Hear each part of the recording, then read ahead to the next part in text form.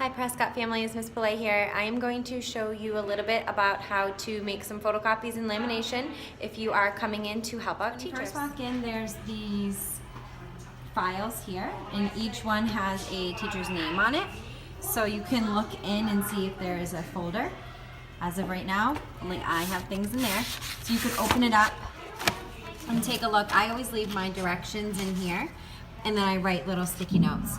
So the laminator takes a long time to heat up, so I'll show you how to turn on the laminator first. The laminator is located, you're going to go up the gym. These normally aren't closed because after school sports today. So go up the gym, and then you're going to take a right into the custodian's office. So this is the laminator.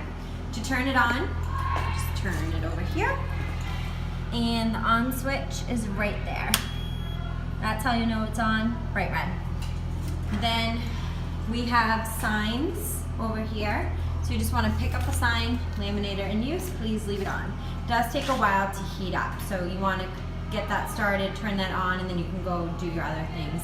You'll know that it's heating up, the heat will be blinking yellow. The copy machine, so most likely the screen will look like this, and then you click copier. So you'll just want to read the directions, whatever the teacher wrote on the paper means a different way they want things copied. If a note said 20 copies of this, this is just a one-sided paper. So on here, you want to hit 20 first. So it shows quantity 20, and you can just slide it through as is because that's just a regular one. So I usually just put them right in the top, and then you hit start. It slides it through there, comes out on the side. If it ran out of paper, it would start beeping at you. There's extra paper down here. The white paper is on the bottom. This is a double-sided paper, so if the teacher said they wanted double-sided copies, you would put it again in the top. And while you're waiting, you can just click new job. So like I have a new job I want to make. These are already two-sided, so it's going from two-sided to staying two-sided. And again, you would do 20 copies or however many copies the teacher wrote on there. Again, you just hit start. So that knows that it already has two sides, it wants to remain two-sided. If the note said these are one-sided and I want to make them double-sided, so I want this to be on the front and this same sheet to be on the back. Again, put them in the top, right together. I'm waiting for that job to finish, so I'm gonna hit new job. And I'm going from it being one-sided, I want it to be two-sided, 20 copies. And that will kind of just keep printing through on the side. It will keep making stacks. The teacher had a few different stacks of paper, and they wrote 20 copies stack. That means they want 20 copies of just this paper, 20 copies of just this one, 20 copies of just the other one. So again, put them in the top. And I'm gonna hit new job because my other job's still working. And that's when you want to click stack. So it means I want all my first sheets together, all my second sheets together. So I click that. I click my 20, again I'm going to hit start. If the teacher wrote a note that they want the paper, we might say it's sort or correlated, meaning you want the paper to stay in the same order. So I want it to go from short O to this paper to this paper. I want it to be in that order. Then you're going to hit sort on this. So I'm going to go to new job. I hit my sort first. I actually only need 2 copies of this. And then this one, because it's in a book, I'm going to have to open the copier and use it this way. Which when you open it, you can kind of see most papers are 8.5 by 11.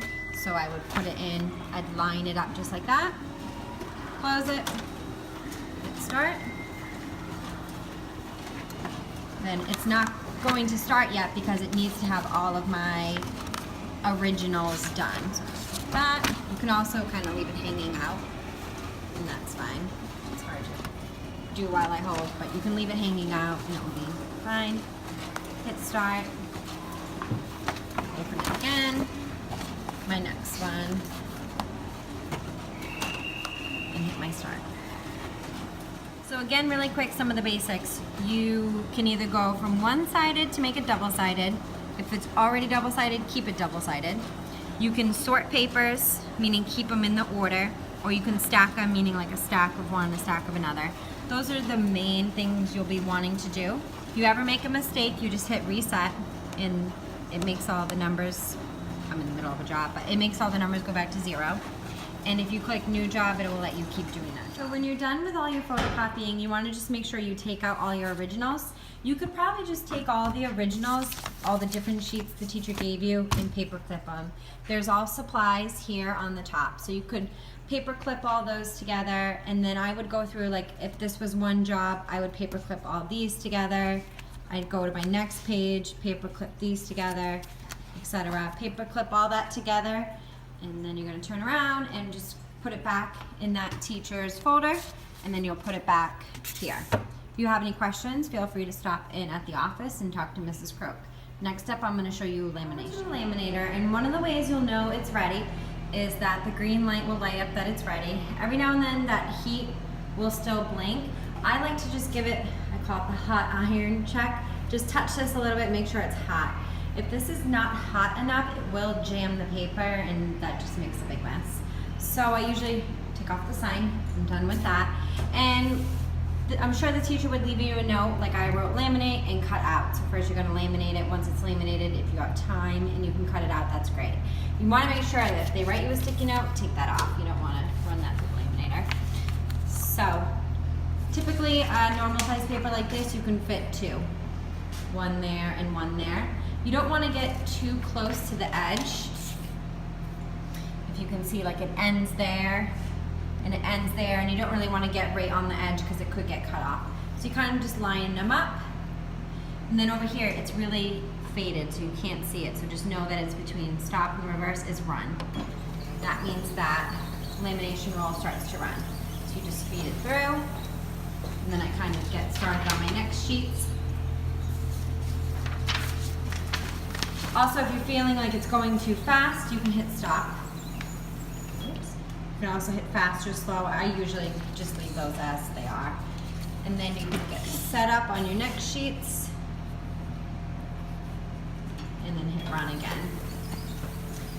It is coming out the other side, and I just kind of keep falling to the ground.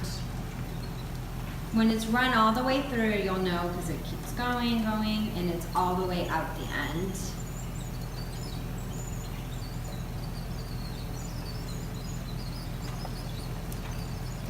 So now you know it's made it this far, you can hit stop.